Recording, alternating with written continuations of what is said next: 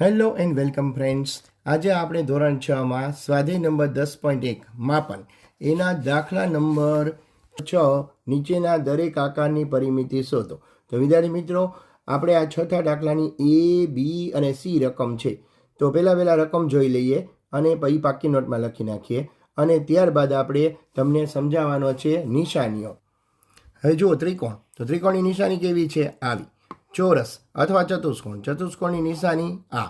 પંચકોણ, પંચકોણને 5 બાજુ હોય, 1 2 3 4 અને 5. ષટકોણ, ષટકોણને 6 બાજુ હોય, 1 2 3 4 5 6. લંબ, આ લંબની નિશાની. ઊંધો ટી. સમાંતર, તો સમાંતરની નિશાની 2 લીટા. ખૂણો, તો એલ આકારની નિશાની. ગ્રેટર ધેન એટલે ના કરતાં મોટું. જે બાજુ મોઢું મોટું ફાડે એ બાજુએ સંખ્યા મોટી આવે. લેસ ધેન એટલે નાનું. લ એટલે નાનું. અહીંયા આ બાજુ મોટું, આ બાજુ નાનું. ના કરતાં નાનું. એના પછી વર્તુળ. વર્તુળ એટલે ગોળ ચકેડું કરી અંદર મીંડું. બરાબર એટલે આ બરાબરની નિશાની. બરાબર નથી, આવી નિશાનીને બરાબર નથી, એને નોટ ઇક્વલ ટુ કહેવાય. લંબાઈને અંગ્રેજીમાં એલ કહે છે. પહોળાઈને અંગ્રેજીમાં બી કહેવાય છે. ઊંચાઈને એચ કહેવાય છે. હવે આપણે સૂત્રો જોઈએ આની અંદર જે આવે છે એ મુજબ. તો ત્રિકોણની પરિમિતિ એટલે શું? તો ત્રિકોણની પરિમિતિ બરાબર ત્રણેય બાજુનો સરવાળો. હવે સમબાજુ ત્રિકોણની પરિમિતિ બરાબર 3 ગુણ્યા એલ. ચોરસની પરિમિતિ બરાબર 4 ગુણ્યા એલ. પંચકોણની પરિમિતિ બરાબર 5 ગુણ્યા એલ. ષટકોણની પરિમિતિ બરાબર 6 ગુણ્યા એલ. હવે આપણે ત્રિકોણના દાખલા ગણવા છે તો ત્રિકોણના પ્રકારો પહેલા સમજવા પડે. પ્રકારો બે રીત છે કે બે પ્રકાર છે, બાજુઓની દ્રષ્ટિએ અને ખૂણાઓની દ્રષ્ટિએ.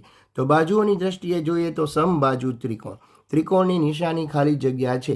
તો ત્રિકોણ, જે ત્રિકોણની બાજુઓની લંબાઈ સમાન હોય, ત્રિકોણને 3 બાજુઓ હોય એટલે કે એક સરખી હોય, તેને સમબાજુ ત્રિકોણ કહે છે. સમજવી બાજુ ત્રિકોણ, જે ત્રિકોણની 2 બાજુના માપ સરખા હોય તેને સમજવી બાજુ ત્રિકોણ કહે છે.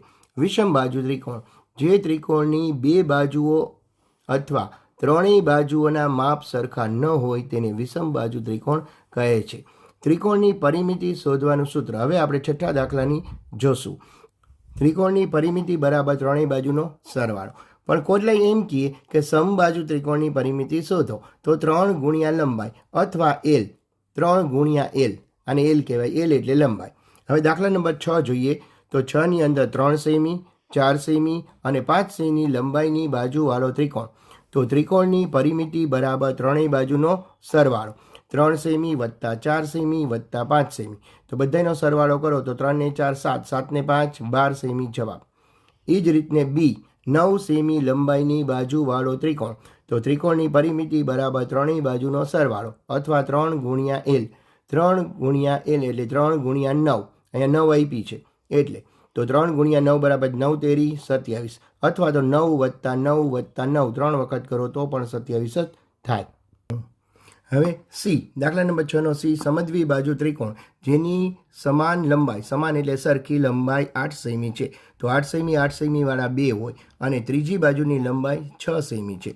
હવે અહીંયા સમજાય એટલા માટે મિત્રો લખું છું કે સમજવી બાજુ ત્રિકોણની 2 બાજુ સરખી હોય છે.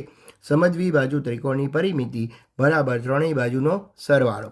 તો 8 વત્તા 8 બંને સરખી છે વત્તા 6. તો 8 ને 8 16, 16 ને 6 22 સેમી તમારો જવાબ. હવે આપણે દાખલા નંબર 7 જોઈએ. એક્સરસાઇઝ નંબર 7 જોઈએ.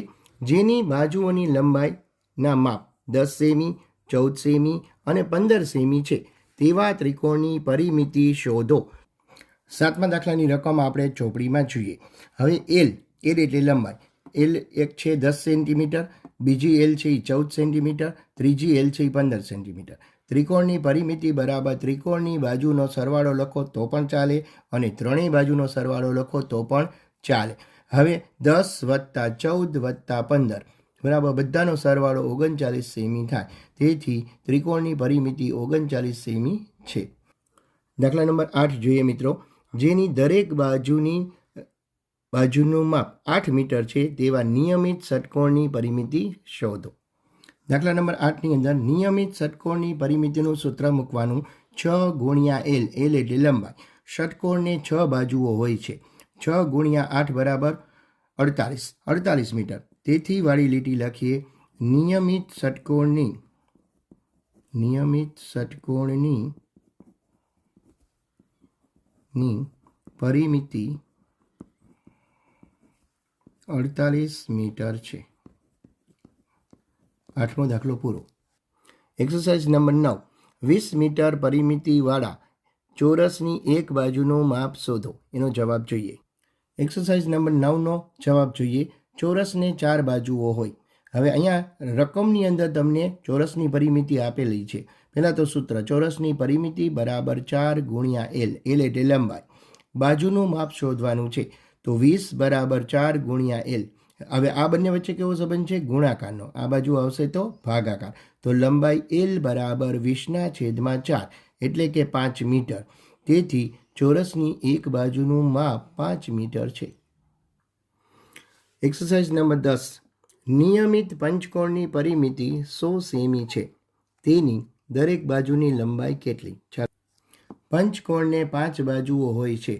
પંચકોણની પરિમિતિ બરાબર 5 ગુણ્યા એલ. આ પંચકોણ દોરેલો છે 1, 2, 3, 4 ને 5. તો અહીંયા તમને પંચકોણની પરિમિતિ આપેલી છે 100 બરાબર 5 ગુણ્યા એલ. હવે 5 ગુણ્યા એલ છે, લંબાઈ શોધવી છે તો એલને કરતા બનાવીએ.